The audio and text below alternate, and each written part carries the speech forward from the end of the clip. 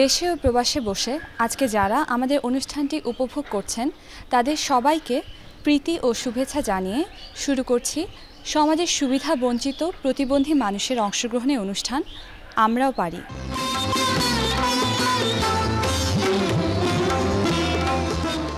এই অনুষ্ঠানের মাধ্যমে আমরা বারবার দেখেছি প্রতিবন্ধী মানুষের সাফল্যের কথা।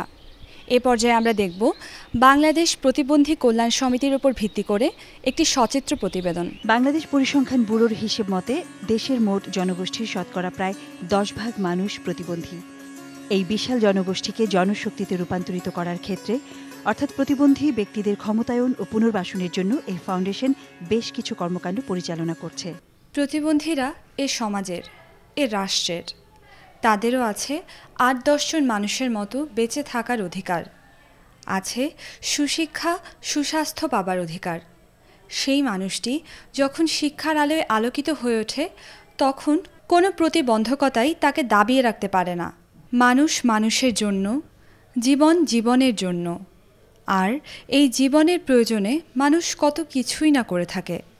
তেমনই একজন প্রতিবন্ধী মানুষ যার নাম আব্দুস সাত্তার দুলাল।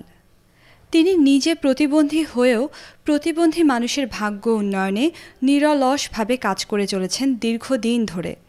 সেই কাজের ফলশ্রুতি হিসেবে পেয়েছেন জাতিসংঘ কর্তৃক প্রদত্ত Asia pacific disability rights championship award. চলুন এই Asia pacific disability rights championship award সম্পর্কে কয়েকজন প্রতিবন্ধী মানুষের প্রতিক্রিয়া জানি। এই অনুষ্ঠানের মাধ্যমে আমরা বারবার দেখেছি প্রতিবন্ধী মানুষের সাফল্যের কথা। এবারে কথা বলবো এমনই একজন দৃষ্টি প্রতিবন্ধী মানুষের সাথে যার নাম মোহাম্মদ জাহাঙ্গীর আলম। আজকে আমরা খুবই আনন্দিত এবং গর্বিত। National alliance of disable peoples organisations নেটপোর সভাপতি জনাব আব্দুস সাত্তার দুলাল বাংলাদেশে প্রতিবন্ধী মানুষদের উন্নয়নে অসামান্য অবদানের জন্য জাতিসংঘের নিকট থেকে তিনি এশিয়া ডিসেবিলিটি রাইটস অ্যাওয়ার্ড গ্রহণ করেছেন। এটা আমি মনে করি যে দেশের শুধু প্রতিবন্ধী মানুষদেরই নয়, এদেশের 16 কোটি জনগণের এটা একটি সাফল্য এবং এটা একটা সম্মাননা।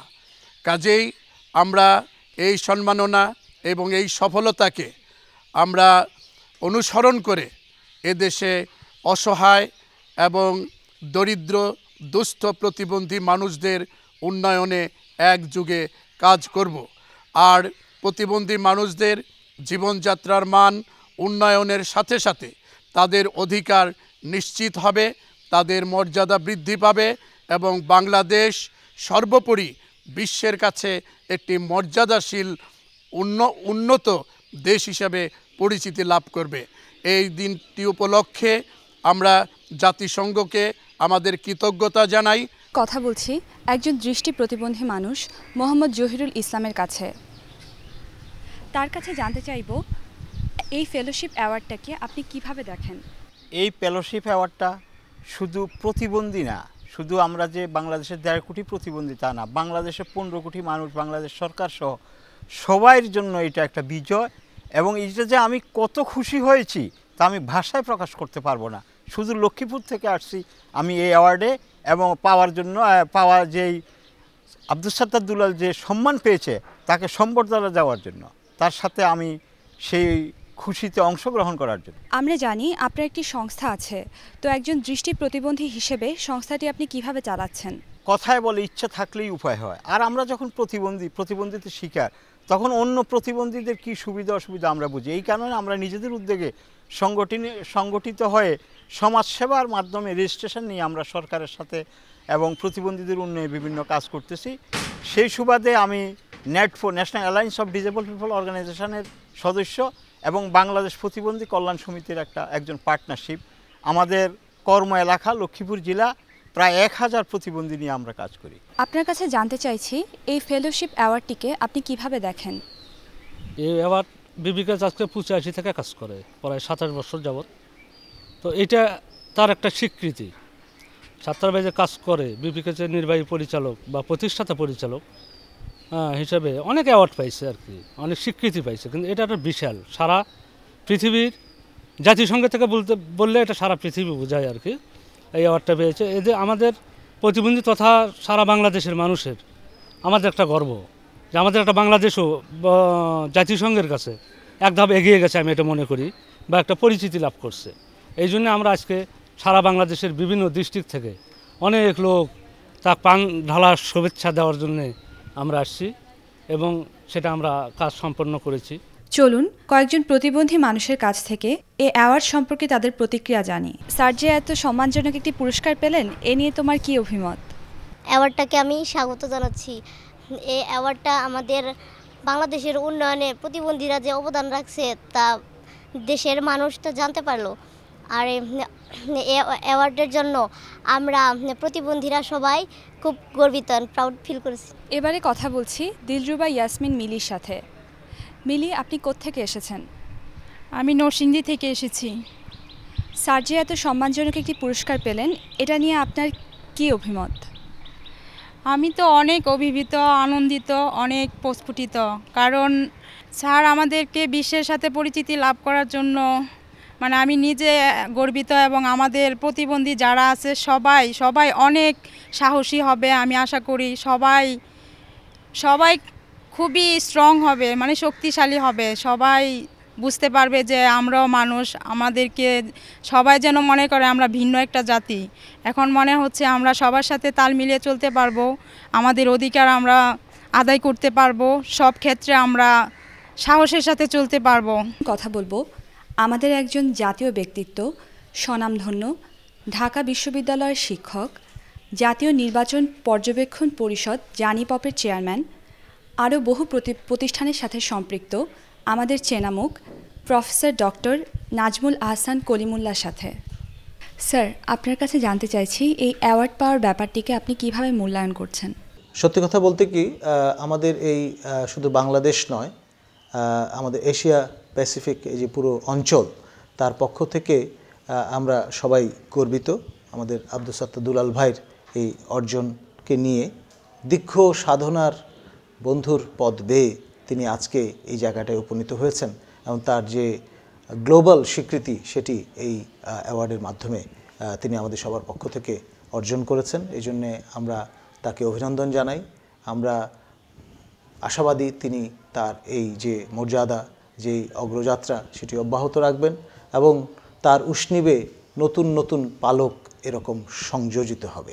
এবারে আমরা কথা বলবো সেই মানুষটির সাথে যিনি Asia pacific disability rights championship award পাওয়ার মাধ্যমে দেশের সকল মানুষের জন্য এক বিরল সম্মাননা বয়ে এনেছেন। স্যার, আপনার কাছে আমার প্রশ্ন, এশিয়া প্যাসিফিক ডিসএবিলিটি রাইটস চ্যাম্পিয়নশিপের মতো একটি বিরল পুরস্কার লাভ করে আপনার অনুভূতি কী? অনুভূতি তো আমার কি বলবো, আমি খুব খুশি এবং এটা একটি বিশেষ ধরনের অ্যাওয়ার্ড এবং সবচেয়ে বড় বিষয় হচ্ছে যে অ্যাওয়ার্ডের নামটা একটি ভিন্ন স্বাদ এটার মধ্যে রয়েছে, চ্যাম্পিয়ন অ্যাওয়ার্ড, এবং তার উপরে এটা জাতিসংঘ কর্তৃক সারা বিশ্বের মানুষের সমর্থনে অনুমোদনে তারা এই অ্যাওয়ার্ডটা দিয়েছে এবং এশিয়া প্যাসিফিক অঞ্চলে 10টি মানুষকে এই চ্যাম্পিয়ন অ্যাওয়ার্ড ইউএনএসক্যাপ প্রদান করে। তো সেই বিবেচনায় বাংলাদেশের জন্য এই সম্মানটা একটি অবশ্যই একটি বিরল একটি ঘটনা।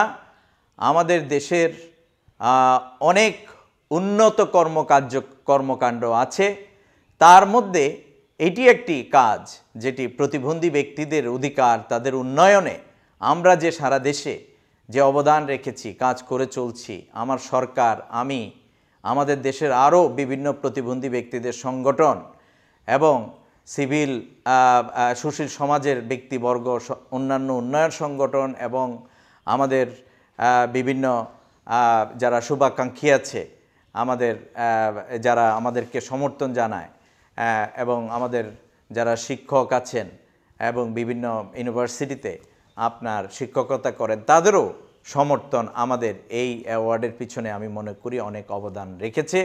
বিশেষভাবে আমার এই অ্যাওয়ার্ডে একটি বিশেষ ব্যক্তিত্ব ঢাকা ইউনিভার্সিটির নাজমুল আহসান কলিমুল্লাহ, তার নমিনেশন, ওনারও নমিনেশন আমার এই অ্যাওয়ার্ডের জন্য ছিল।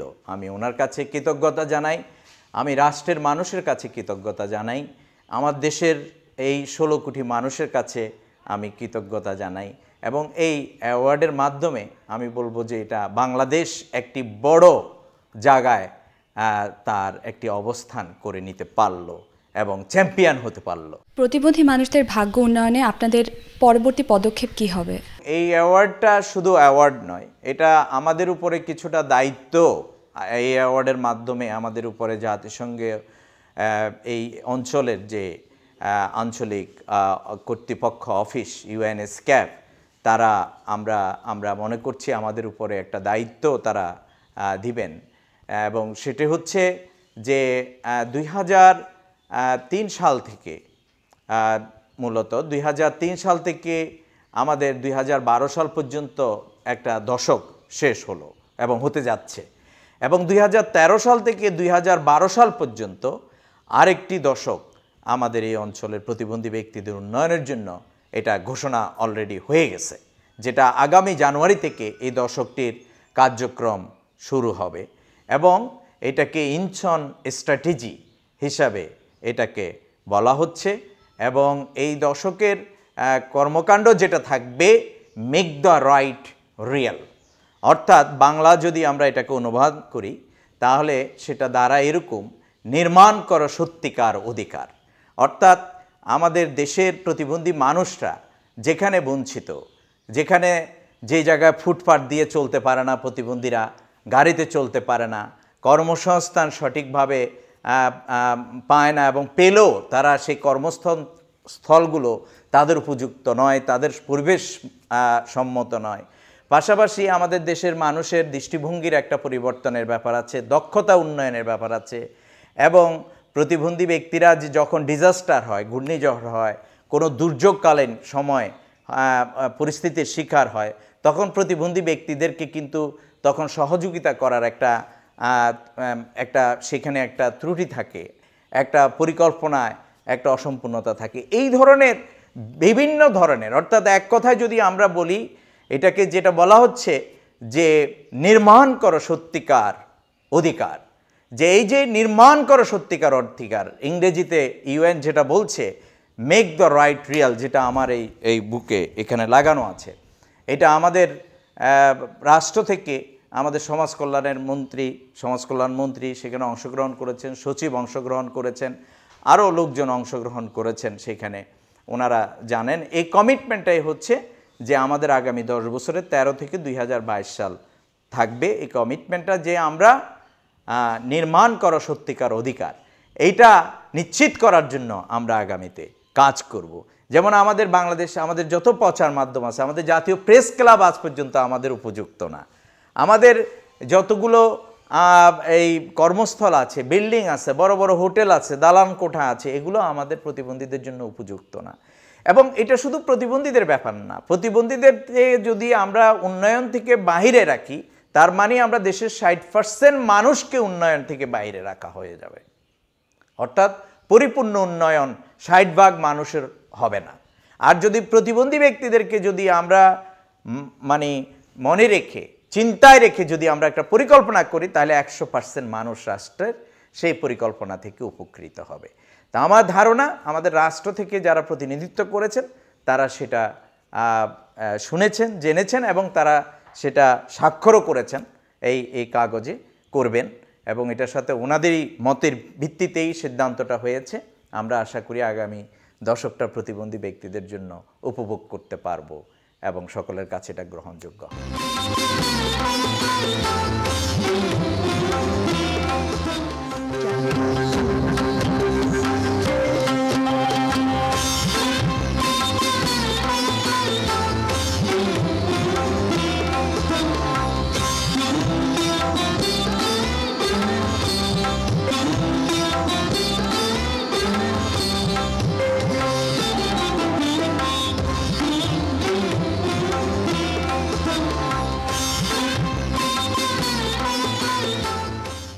Asia pacific disability rights championship অ্যাওয়ার্ডের উপর ভিত্তি করে এবার শুভেচ্ছা বক্তব্য রাখবেন ঢাকা বিশ্ববিদ্যালয়ের উপাচার্য। সম্মানটা নয়, এটি দেশবাসীর সম্মান, সারা দেশের জন্য উনি সম্মান বয়ে নিয়ে এসেছেন এবং সম্মান বয়ে নিয়ে এসেছেন make the right real.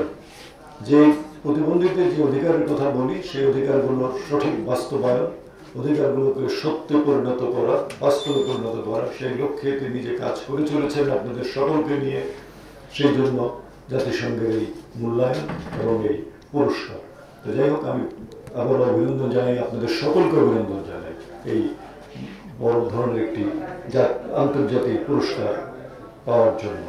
Asia pacific disability rights championship অ্যাওয়ার্ডকে স্বাগত জানাতে আজকে আমাদের মাঝে উপস্থিত হয়েছেন গণপ্রজাতন্ত্রী বাংলাদেশ সরকারের মাননীয় বিমান ও পর্যটন মন্ত্রী জনাব Faruk Khan MP.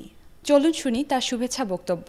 Disability রাইটসের champion অর্থাৎ প্রতিবন্ধী মানুষের অধিকারের চ্যাম্পিয়ন হিসেবে তাকে যে অ্যাওয়ার্ড দিয়েছে, এই অ্যাওয়ার্ডে আমি সবথেকে প্রথমে দুলাল সাহেবকে এবং আপনাদের সকলকে আমি আন্তরিকভাবে অভিনন্দন শুভেচ্ছা জানাই আমার ব্যক্তিগত পক্ষ থেকে এবং আমাদের বাংলাদেশ সরকারের পক্ষ থেকে। আমি জানি উনি আজকেই এই অ্যাওয়ার্ড নিয়ে এসছেন, যার জন্য হয়তো এখনও বাংলাদেশের মানুষ জানে না, কিন্তু আমি ইমিডিয়েটলি আশা করছি মিডিয়ার মাধ্যমে বাংলাদেশের মানুষ যখন এটা জানতে পারবে, আপনাদের সরকার জননেত্রী শেখ হাসিনার সরকার যখন এটা জানতে পারবে, আমরা সকলেই এ ব্যাপারে খুবই গর্বিত হয়েছি।